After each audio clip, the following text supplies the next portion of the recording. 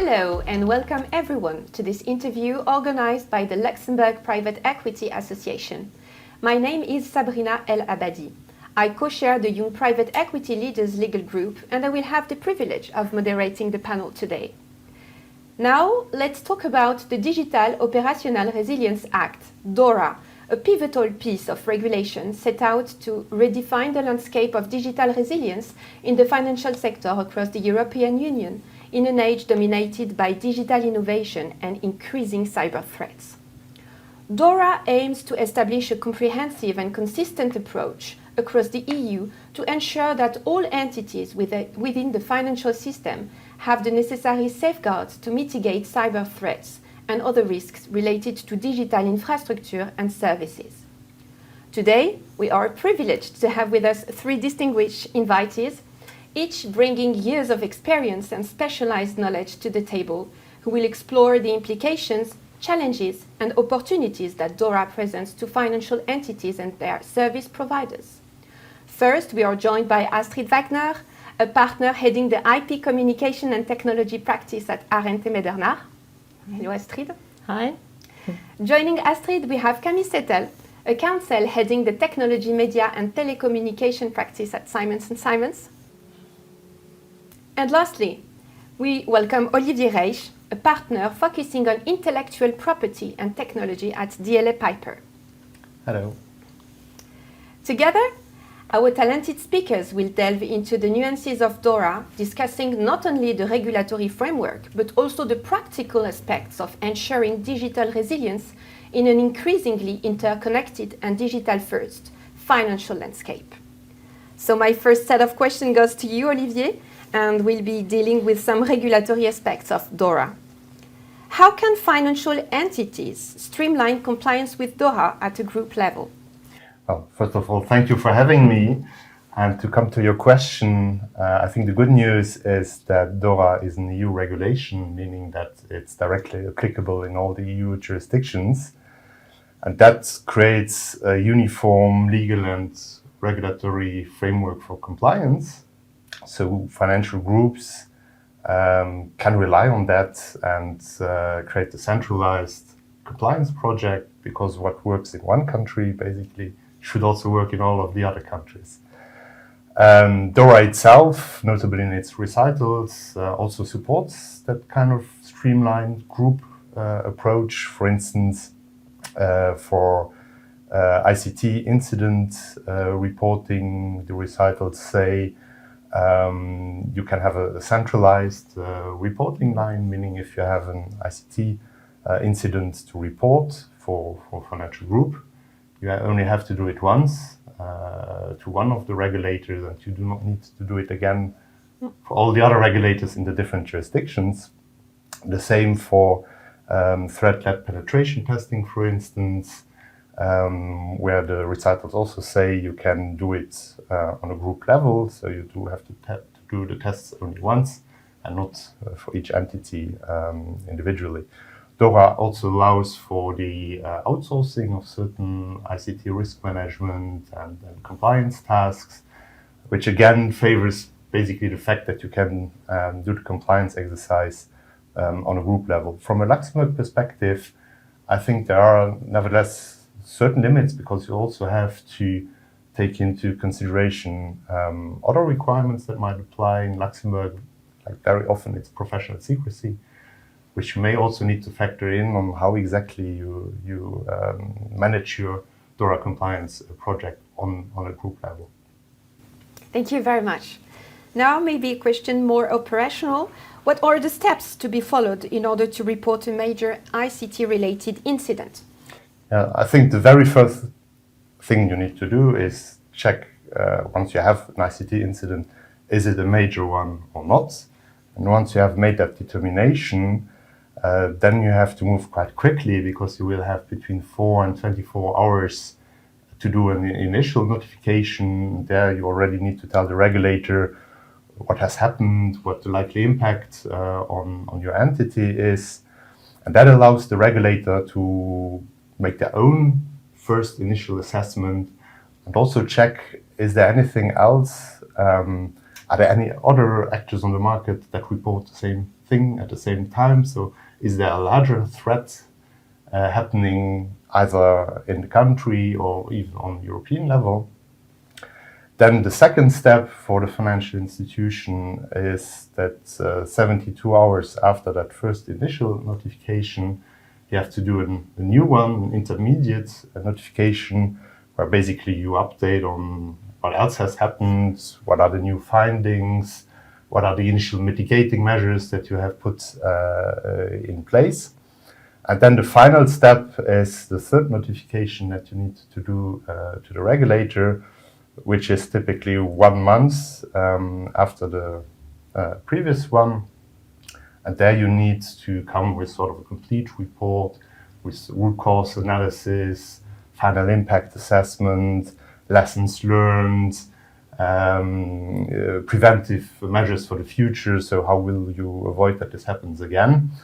So it's quite a process to be followed.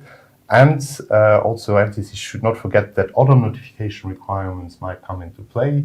If the ICT incident also touched on personal data, for instance, you may need to notify the data protection regulator as well under GDPR.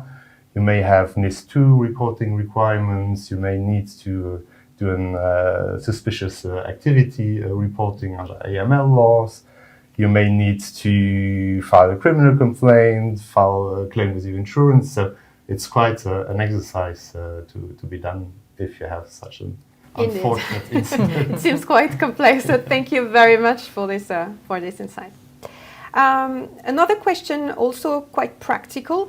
Is it possible for a financial entity to cumulate the function of a regulated entity and to act at the same time at an ICT third party?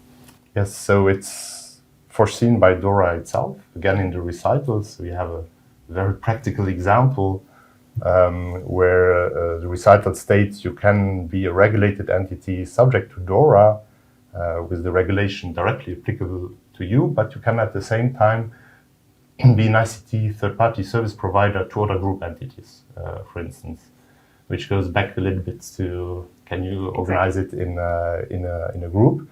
If you do that, and to make that determination, I have both roles, so the dual role set up.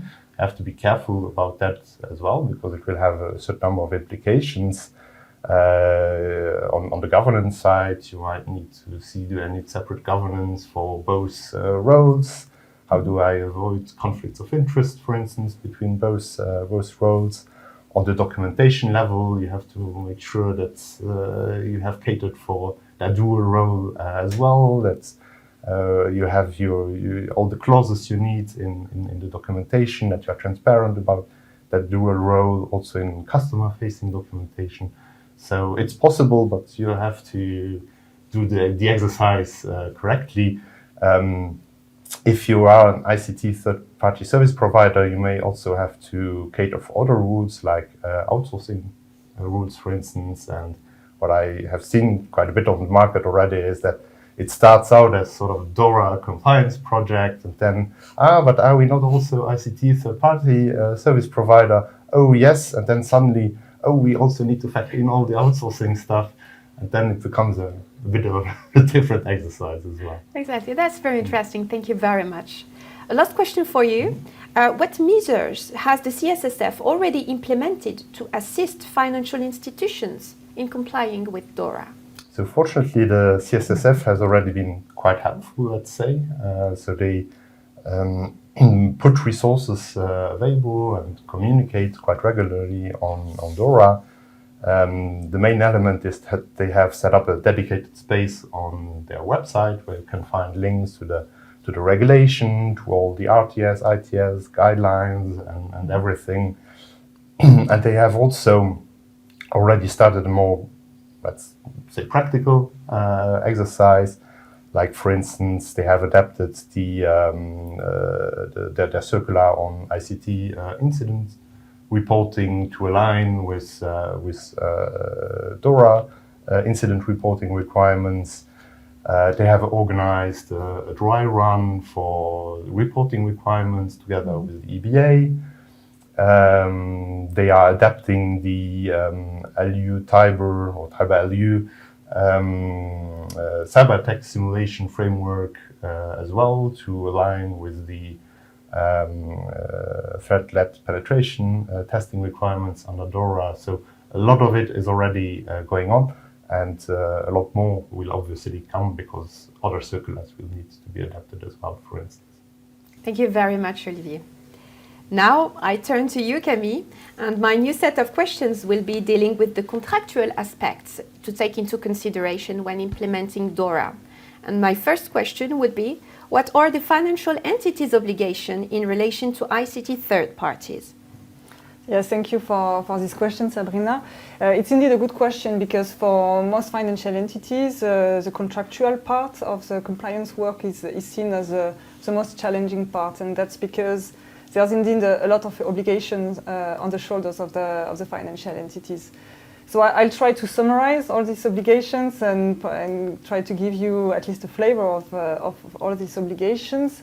So I would say that first, financial entities shall put in place a strategy regarding the use of ICT service provider. They shall have a strategy determining the risk level, the tolerance that they accept with regard to the use of third-party service provider, determining, for example, if it's allowed within a company or a group at group level to use suppliers for supporting a critical and important function. And also this strategy shall set up the rules to avoid dependency and concentration with suppliers. So this is an important step that will further govern all the decision to use a supplier to support to provide ICT services. Then, when a financial entity considers using a supplier to provide ICT services, the financial entity will have to perform a due diligence, first to ensure that using that supplier complies with the strategy that I just mentioned, but also to perform a due diligence to ensure that this supplier will ensure a sufficient level of security, will not put the financial entity at risk with regard to regulatory obligation, and also to rule out potential conflict of interest that Olivier just mentioned. And then regarding the agreement itself, DORA provides also a lot of mandatory contractual provision. So the financial entity will have to ensure that the agreement with the supplier contains all these provisions. This is mainly about ensuring exit right, also determining whether the supplier can rely on subcontractors, for example, to provide the services. There's also an obligation for critical or important function to have an audit right for the financial entity, and we have seen in the negotiations with supplier that's maybe the most challenging provision to discuss. So that's also an important part of the work, is to review existing agreement and to ensure that new agreements with suppliers comply with all these requirements. And the last piece of this risk management with suppliers is the obligation to record all these agreements in a register of information. And that's also very important work for financial entity to map, to identify all the business function, all the critical and important function that are supported by ICT agreement, and then to have all these agreements recorded in this register of information. Thank you very much. There's a lot of obligations and a lot of work to be done. Thank you again. Now a question on sub-delegation. And Camille, could you explain us how financial entities should manage subcontracting? Alors, subcontracting, first I would just like to define what we are talking about. So you have the financial entity and the what DORA calls the third-party service provider, so the direct contractor of the financial entity, and this supplier can rely on subcontractors to perform the services. So we are precisely talking about this relationship with the third-party service provider and the subcontractor. So there are also specific obligations, specific requirements in the regulation regarding these subcontractors. First, the main agreement, so between the financial entity and the supplier, shall frame this possibility or not for the third-party service provider to use subcontractors. So the financial entity shall mention in this agreement whether subcontracting is allowed or not and what are the conditions for that. And then when it's allowed and when the third-party service provider actually uses subcontractor, then the financial entity will have to collect a lot of information about this subcontractor, because to have the financial entity will need to have a full control, especially for critical or important functions. The financial entity will have to have a full control on the supply chain, complete oversight of this supply chain, and that may include the obligation to review the agreement between the direct supplier, the third-party service provider, and the subcontractor.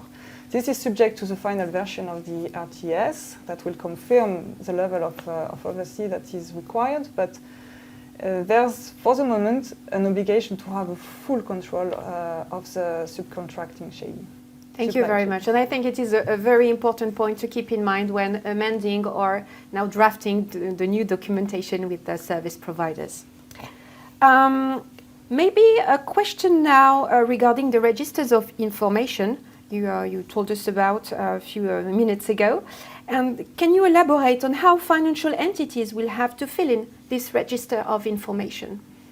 So this register of information is an important tool first for the financial entity, because it will help the financial entity to map, to assess, to make its own risk assessment with regard to ICT service provider, to know exactly what business function relies on third-party service provider. So it's an important tool first for the financial entity, but also for the regulator, because the regulator, this register will enable the regulator to identify potential critical service provider, and also to identify a potential systemic risk for the financial sector. So it's a very important tool, and to ensure that this register is in a specific and usable form, then there is a template of this register in an ITS. So this template is easily accessible, not necessarily user-friendly, I would say, because we are helping a lot of clients to fill that register. So there's a lot of information to be registered, information on the third-party service provider, on the subcontractor, on the services, on the risk assessment. So there's a lot of information.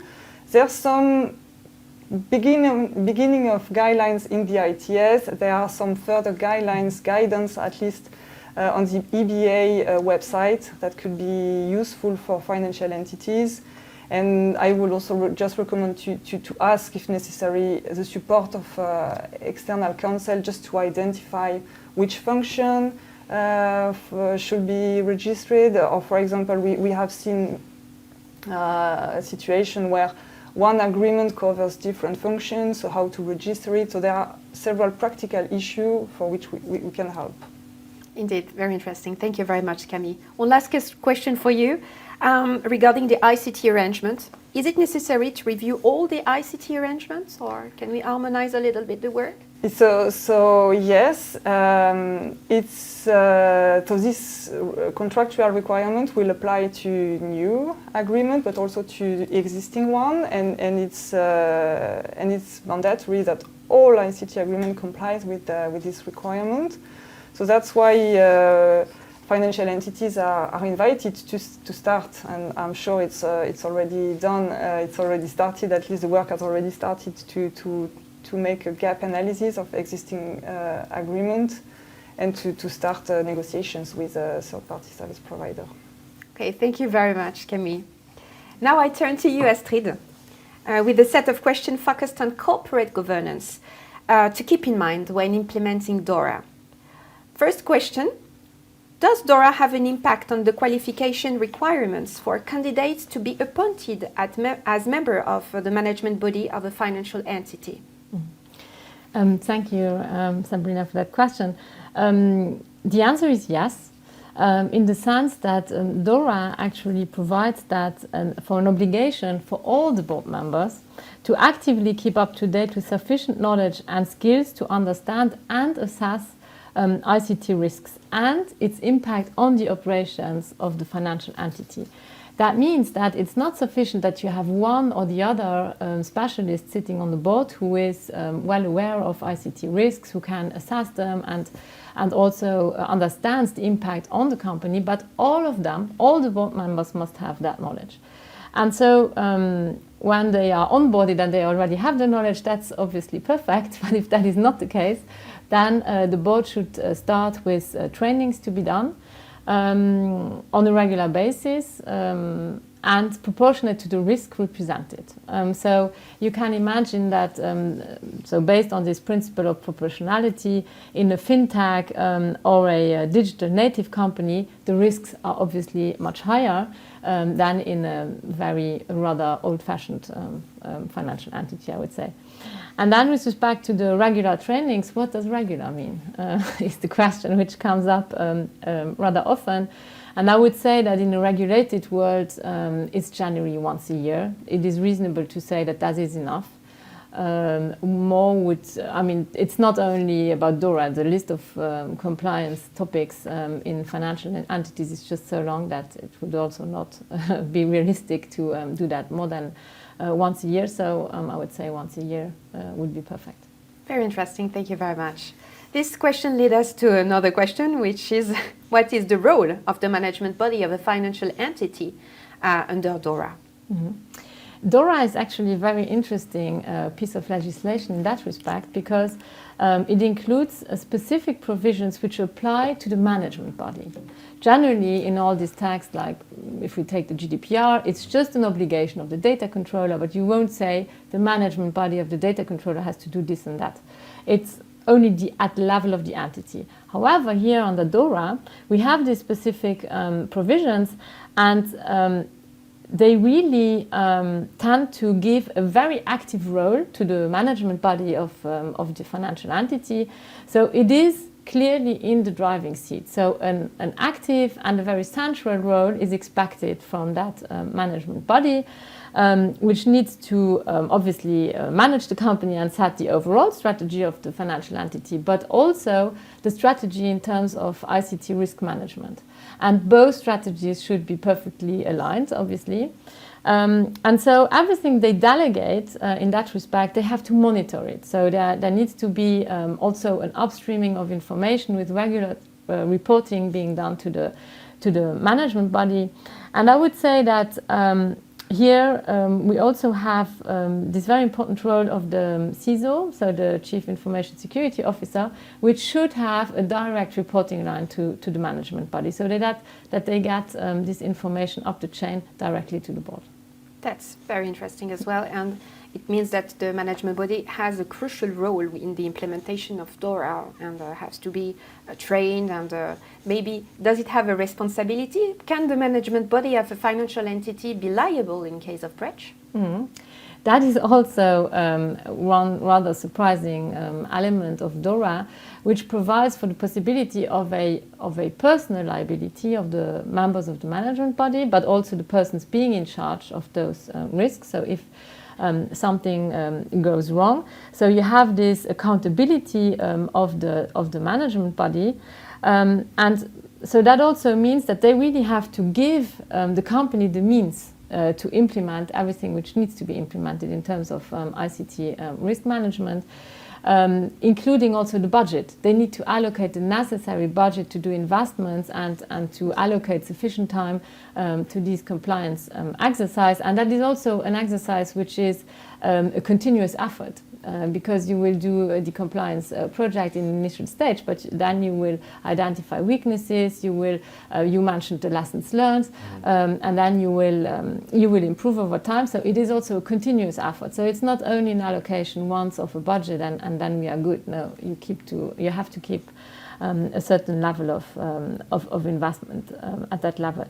And then the Luxembourg law dated 1st of July this year clearly provides for certain administrative sanctions and other remediation measures, including the possibility to be fined up to 5 million euros for individuals and 5 million euros or 10% of the annual turnover, consolidated turnover of the group, which is huge, and 10%. Yes, and this very is to high. keep in mind because the Yes. penalties are quite important indeed.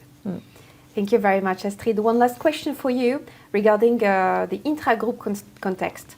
May the management body leverage on the DORA compliance preparatory work done at the level of the group?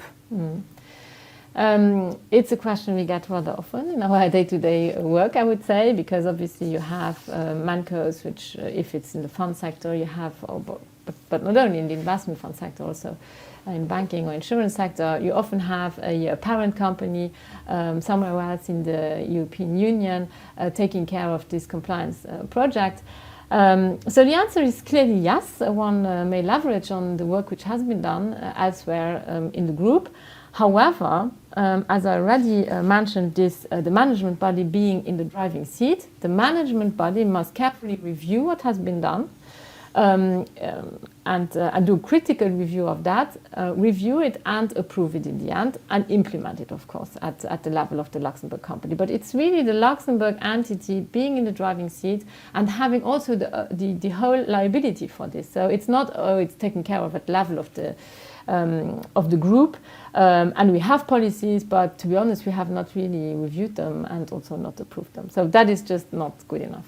And then obviously there must be they must be looked at through the Luxembourg lenses. There might be specificities on the Luxembourg market, and so a local review is also necessary, I would say. Indeed, I think so. Thank you very much, Astrid. Thank you very much to you all for participating to this panel today. Your insights have been invaluable, and I really appreciate the breadth of knowledge each of you have shared. As we conclude, I have one final question that I would like each of you to answer. What are the challenges and considerations in implementing DORA, according to you? So you can answer first. Who wants to start? Well, maybe the most challenging one is complying for the 17th of next January. Exactly. So yes, of course, there's a lot of work to do until January. What I would recommend is talking about just the contractual part is to prioritize and to focus first on the work related to critical or important function, and to prepare a kind of action plan, a timeline for other arrangements, just to be ready in case of control or request from the regulator, to show if not all the agreements are ready, are reviewed, at least to provide an action plan to show that financial entity oversee what's happening. Exactly. Thank you, Camille. Yeah, I think for me it's a little bit similar. It's a huge exercise, and I think one of the challenges is also resource allocation within financial entities that have to comply with DORA.